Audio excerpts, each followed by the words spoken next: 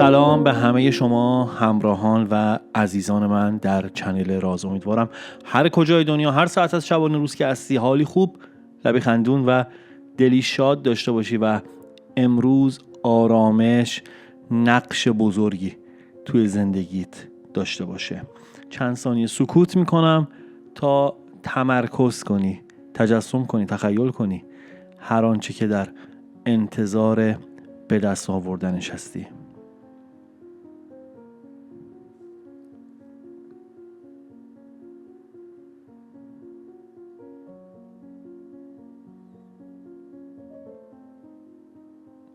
خب اگر آماده ای ببینیم پیام امروز رو. ببینیم کائنات در قامت کلام حافظ این غزل 423 چه پیامین داره برامون، چجوری میخواد آگاهمون کنه، چجوری میخواد تو لحظه نگرمون داره که فارغ از کینه رنجش های گذشته، فارغ از ترس آینده بتونیم در لحظه باشیم.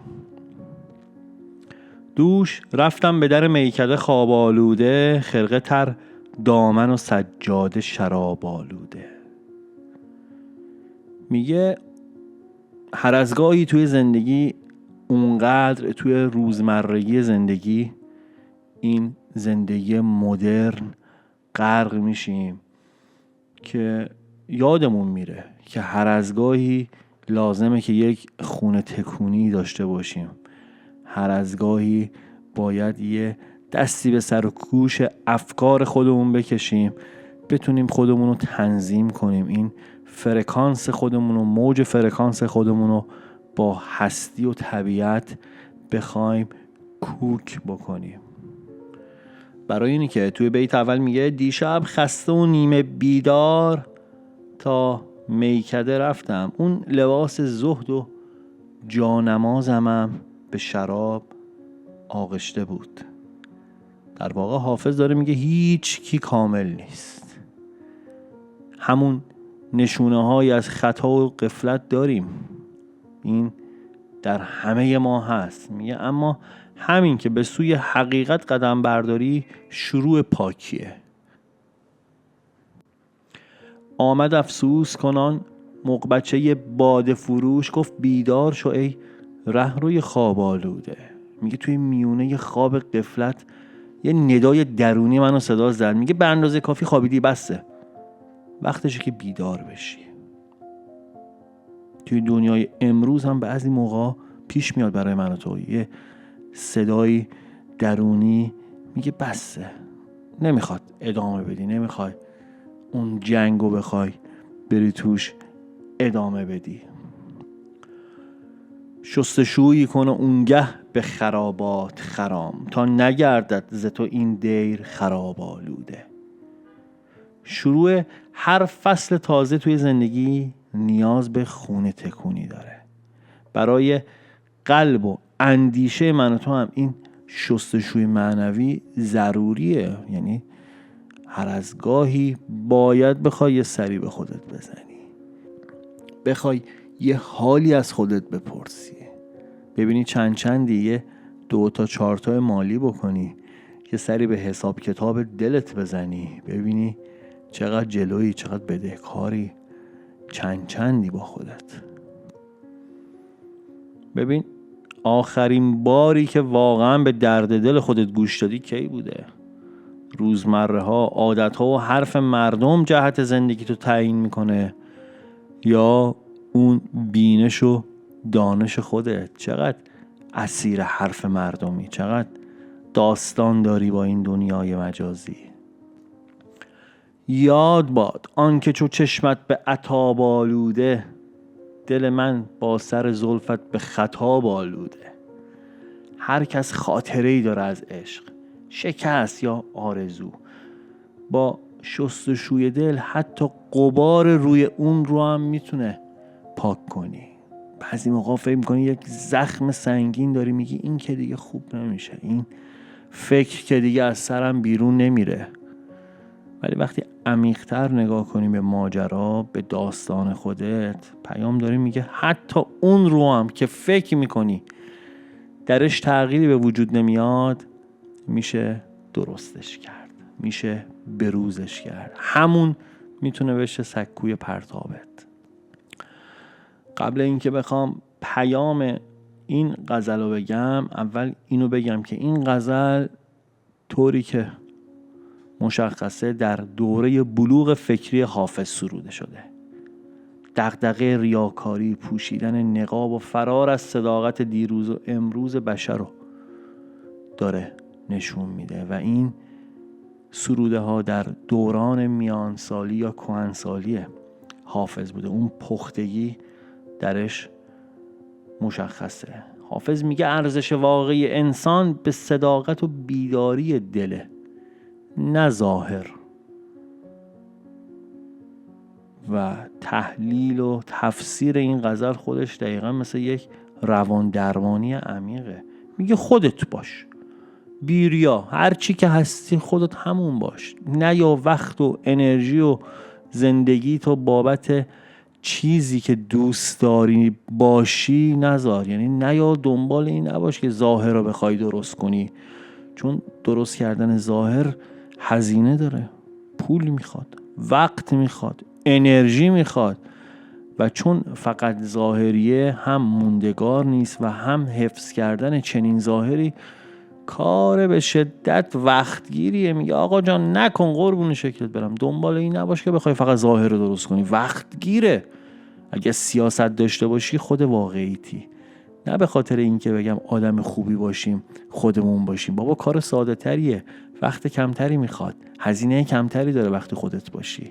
از این دید بهش نگاه کن. وقتی نمیتونیم اون دید معنویشو ببینیم، بریم دنبال ساده ترین دلیلی که میشه برای این تیپ لایف استایل و سبک زندگی پیدا کرد. برای خودمون خیلی بزرگ نکنیم ماجرا رو، ساده سازی کنیم، شفاف سازی کنیم، نه برای بقیه، برای خودمون، برای خودم. گاهی لازمه که از شلوغی روزمره فاصله بگیره. فقط کافیه لحظه‌ای به دور از همه اون نقش‌ها و تعریف‌ها من با خودم بی آلایش روبرو بشم.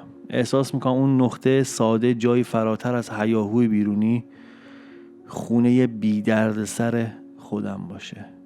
اون جایی که حس امنیت میکنم، اون جایی که در میارم اون ماسکی رو که بر صورت زدم. هر چقدر بیشتر به ظاهر زندگی وابسته میشیم، بیشتر فاصله میگیریم از اون حس اصیل درونی. شاید اون شادی عمیق، اون رضایت گم شده دقیقاً جای میونه همون لحظه هاست و مکث و اندیشیدن به درون باعث میشه که یه لحظه آدم به خودش بیاد. خیلی لازمه. خود حقیقی بودن مثل باغ کوچیک و اسرارآمیزیه که هر بار با کنجکاوی به اون سر بزنی یه چیز جدید کشف میکنی.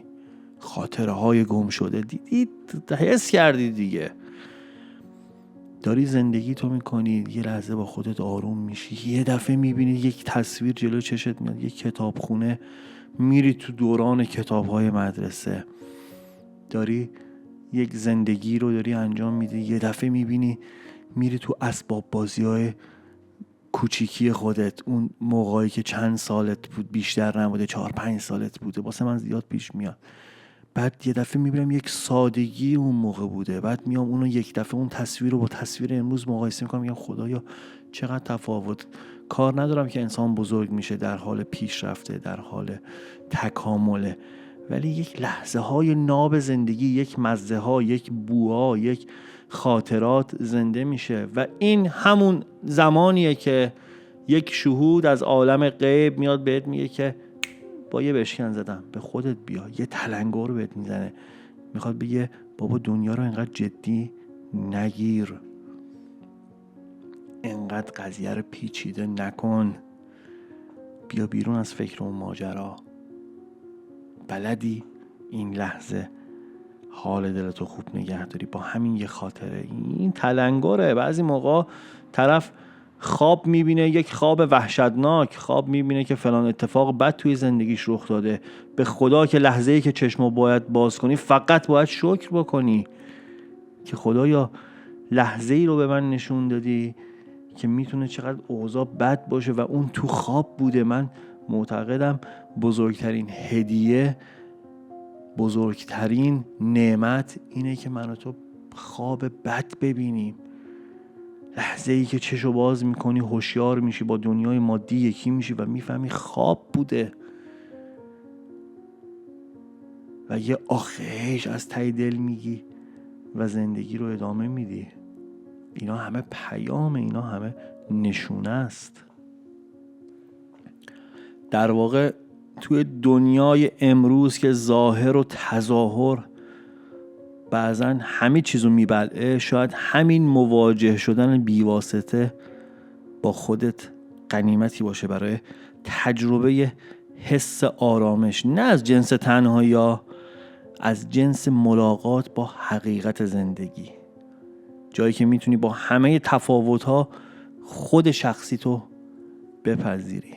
این لحظه های تأمل برانگیز برای همه ما همیشه یادآور دعوت شعر حافظه، چیزی که امروز باعث شد ما به خودمون بیایم، پا گذاشتن توی مسیر شناخت و پذیرش خودمون بدون اینکه به تایید و نگاه دیگران نیازمند باشیم. و شاید همین تجربه‌های کوتاه زیباترین بخش زندگی خود من باشه. در هر صورت این بود پیام امروز. ممنونم که به من اجازه میدید این مطالب و این روایت ها رو، این تعبیر و تفسیر غزل حافظ رو با شما به اشتراک بذارم. و اگر به حوزه توسعه فردی علاقه‌مندی، اگر دنبال مهارت ها و کسب مهارت هایی ساده به زبونی خیلی ساده هستی، آدرس کانال فراز اسکیلز خودم رو برات توی دیسکریپشن قرار میدم. مربوط به شرکت آموزشی خودمه که چیزی نزدیک به 14-15 سال تو اون زمینه دارم فعالیت میکنم و به زبون خیلی ساده و روون یک سری مهارت ها رو اونجا من روایت میکنم. دانش من و تخصص من این نیستش.